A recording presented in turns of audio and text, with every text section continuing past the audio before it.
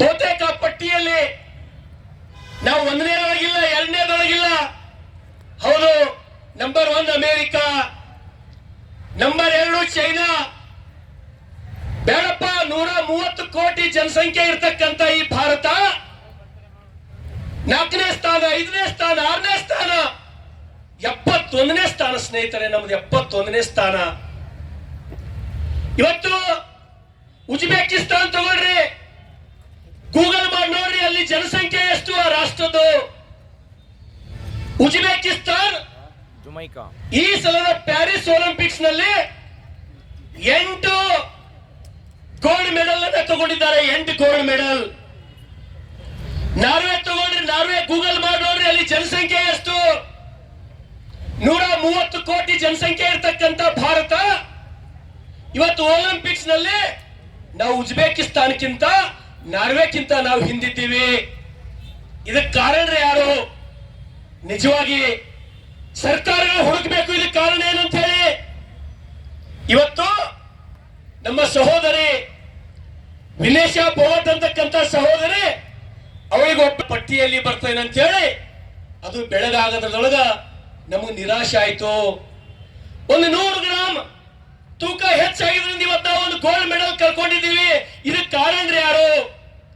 ಈ ದೇಶ 1974ನೇ ಇಸ್ವಿಯಲ್ಲಿ ನಾವು ಅಣುವಸ್ತ್ರ ಪರೀಕ್ಷೆಯಲ್ಲಿ ಯಶಸ್ವಿಯಾದಂತಹ ಈ ದೇಶ, ಚಂದ್ರಯಾನ ಯಶಸ್ವಿಯಾದಂತ ದೇಶ, ಇಡೀ ಜಗತ್ತೇ ನಮ್ ಕಡೆ ತಿರುಗಿ ನೋಡ್ತಾ ಇದೆ.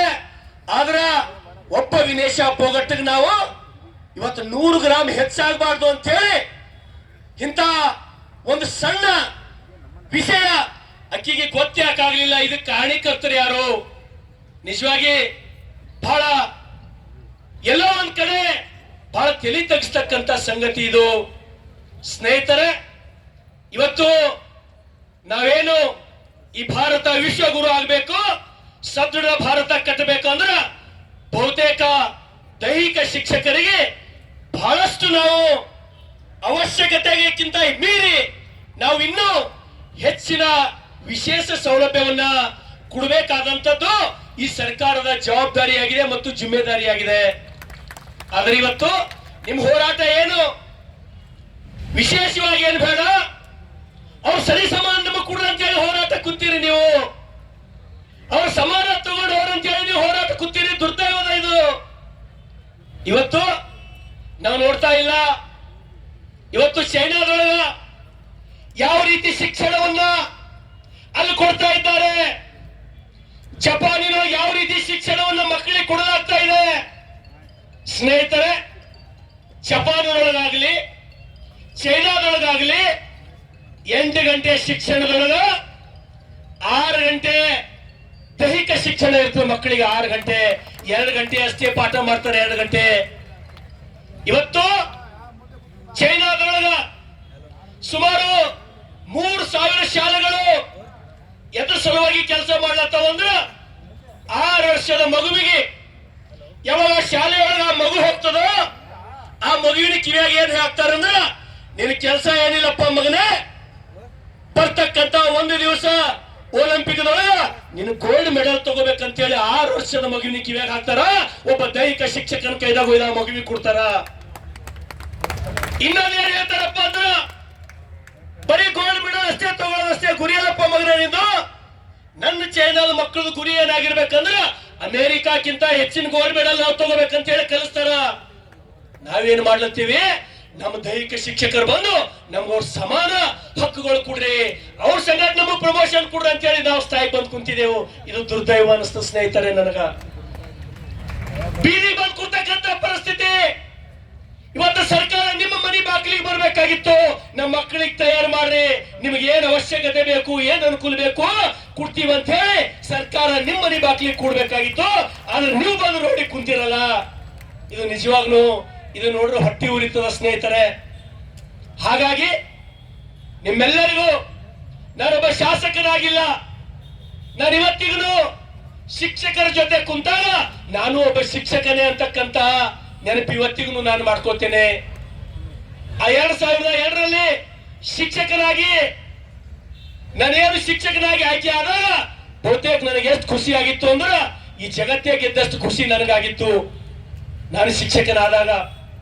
ಹಾಗಾಗಿ ಸ್ನೇಹಿತರೆ, ನಿಮ್ಮ ಹೋರಾಟದಲ್ಲಿ ನಾನೊಬ್ಬ ಸಹೋದರನಾಗಿ, ನಿಮ್ಮೊಬ್ಬ ಶಿಕ್ಷಕ ಸ್ನೇಹಿತನಾಗಿ, ನಿಮ್ಮ ಅವಶ್ಯಕತೆ ಏನು ಇವತ್ತು ಬಹುತೇಕ ಈ ಸರ್ಕಾರಗಳು ಯಾವ ರೀತಿ ಕಣ್ಣು ತೆಗೆದು ನೋಡ್ತಾ ಇವೇನೋ, ಇವತ್ತು ಪ್ರಿಪೇರ್ಡ್ ಆದವರು ಅದಕ್ಕಿಂತ ಮೊದಲು ಅವನು BSc ಮುಗಿಸಿರ್ತಾನ, BA ಮುಗಿಸಿರ್ತಾನ, ಅವನು BCom ಓದಿರ್ತಾನ, ಅವನಿಗೆ ಯಾಕೆ ನೀವು ಈಕ್ವಲ್ ಆಗಿ ಪರಿಗಣನೆ ಮಾಡಲ್ಲ?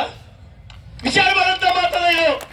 ಅದಕ್ಕಾಗಿ ನಿಮ್ಮ ಹೋರಾಟ, ನಿಮ್ಮ ಬೇಡಿಕೆಗಳು, ನಿಮ್ಮ ಶರಣು ಸಲಗರ ಒಬ್ಬ ಶಾಸಕನಾಗಿ ಅಲ್ಲ, ನಿಮ್ಮ ಸಹೋದರನಾಗಿ ತಾವು ಶರಣಪ್ಪ ಮಟ್ಟೂರ್ ಸರ್ ಅವರು ಅಧ್ಯಕ್ಷರು, ನನ್ನ ಸಹೋದರರು ಜಡಿಗೆ ಸರ್ ಅವರು ನನಗಿಲ್ಲಿ ಕರೆಸಿ ತಾವು ಇದರೊಳಗೆ ಭಾಗಿಯಾಗಬೇಕು, ಇಡೀ ರಾಜ್ಯದಿಂದ ನಮ್ಮ ಎಲ್ಲಾ ದೈಹಿಕ ಶಿಕ್ಷಕರು ಬಂದಾರ, ತಾವು ಶಿಕ್ಷಕರ ಕೆಲಸ ಮಾಡಿದವರು ಇದ್ದೀರ ಅಂತ ಹೇಳಿ ನನಗಿಲ್ಲಿ ಕರೆಸಿದ್ರು. ಅದಕ್ಕಾಗಿ ಒಂದು ವೇಳೆ ಇವರು ಈ ಬೆಳಗಾವಿ ಅಧಿವೇಶನ ಬರೋದ್ರೊಳಗಾಗಿ ತಮ್ಮ ಬೇಡಿಕೆಗಳು ಒಂದು ವೇಳೆ ಈಡೇರಿಸದ ಸರಿಯಲ್ಲ, ನಂದೇನು ತಕರಾರಿಲ್ಲ. ಒಂದು ವೇಳೆ ಅಲ್ಲಿವರೆಗೆ ನಿಮ್ಮ ಬೇಡಿಕೆಗಳು ಏನಾದ್ರೂ ಬೆಳಗಾವಿ ಅಧಿವೇಶನ ಬರುವವರೆಗೆ ಈಡೇರಿಸಲಿಲ್ಲ ಅಂದ್ರ ನಾನು ನಮ್ಮ ವಿಧಾನಸಭಾ ಅಧ್ಯಕ್ಷರ ಅವಧಿ ತಗೊಂಡು ಅದ್ರ ಜೊತೆಗೆ ನಮ್ಮ ಸ್ನೇಹಿತರು ದೈಹಿಕ ಶಿಕ್ಷಕರ ನೇಮಕಾತಿ ಆಗ್ಬೇಕಂತ ಹೇಳಿ ಬೋರ್ಡ್ ಇಟ್ಕೊಂಡು ನಿಂತಾರಲ್ಲ, ನಿಜವಾಗಿ ಸರ್ಕಾರಕ್ಕೆ ಒಂದೊಂದ್ಸಲ ನಂಗೆ ಅನಿಸ್ತದ ದೇವರೇ ನಾಚಿಕೆ ಆಗ್ಬೇಕಂತ ಹೇಳ್ತದ. ಯಾಕಂದ್ರ 130 ಕೋಟಿ ಜನಸಂಖ್ಯೆ ಇರ್ತಕ್ಕಂಥವ್ರು ನಾವು ಯಾವ ಕ್ರೀಡೆಯೊಳಗೆ ನಾವು ಎಲ್ಲಿದ್ದೀವಿ? ಇವತ್ತು ಮಕ್ಕಳು ದೊಡ್ಡ ದೊಡ್ಡ ಬ್ಯಾಗ್ ಹಾಕೊಂಡು ಸೋಡಾ ಗ್ಲಾಸ್ ಹಾಕೊಂಡು ಮಕ್ಕಳಿಗೆ ಈ ಕ್ರೀಡೆ ಅಂತಕ್ಕಂಥದ್ದೇ ಮರ್ತು ಹೋಗ್ಯಾವಲ್ಲ, ಎಂತ ಶಿಕ್ಷಣ ನಾವು ಕೊಡ್ಲತ್ತಿದ್ದೇವೆ ಅಂತ ಹೇಳಿ ಇದನ್ನು ಎಲ್ಲೋ ಒಂದು ಮನಸ್ಸಿನ ಮೂಲೆಯೊಳಗೆ ನೋವು ಅನಿಸ್ತಾ ಇದೆ. ಹಾಗಾಗಿ ದೈಹಿಕ ಶಿಕ್ಷಕರ ನೇಮಕಾತಿ ಆಗ್ಬೇಕು, ದೈಹಿಕ ಶಿಕ್ಷಕರ ಎಲ್ಲಾ ಬೇಡಿಕೆಗಳು ಸರಿ ಸಮಾನವಾಗಿ ಎಲ್ಲಾ ಶಿಕ್ಷಕರಿಗಿಂತ ಹೆಚ್ಚಿಗೆ ನಿಮಗೆ ಪರಿಗಣನೆ ಮಾಡಬೇಕು. ನಾನು ಕುಲಂಕುಷವಾಗಿ ವೇದಿಕೆ ಮೇಲೆ ಇರತಕ್ಕಂತ ಎಲ್ಲ ಹಿರಿಯರ ಜೊತೆ ಸಂಪರ್ಕ ಮಾಡಿ ಬರ್ತಕ್ಕಂತ ಬೆಳಗಾವಿ ಅಧಿವೇಶನದೊಳಗ ನಿಮ್ಮ ಪರವಾಗಿ ನಾನು ಪ್ರಾಮಾಣಿಕವಾಗಿ ಹೋರಾಟ ಮಾಡಿ ನಿಮ್ಮ ಎಲ್ಲ ಬೇಡಿಕೆಗಳು ಈಡೇರುವವರೆಗೆ ನಿಮ್ಮ ಜೊತೆ ನಾನು ಇರ್ತೀನಿ ಅಂತ ಹೇಳಿ ಮತ್ತೊಮ್ಮೆ ನಿಮ್ಮೆಲ್ಲರಿಗೂ ವಂದಿಸಿ ನನ್ನ 2 ಮಾತು ಮುಗಿಸ್ತೇನೆ. ಧನ್ಯವಾದಗಳು. ಶಿಕ್ಷಕರಾಗಿದ್ದು ಪ್ರಸ್ತುತ ಶಾಸಕರಾದಂತಹ ಹೆಮ್ಮೆ ನಿಮ್ಮದು. ಬಸವ ಕಲ್ಯಾಣ ಶಾಸಕ ಸನ್ಮಾನ ಶ್ರೀ ಶರಣು ಸಲ್ಗಾರ್ ಅವರಿಗೆ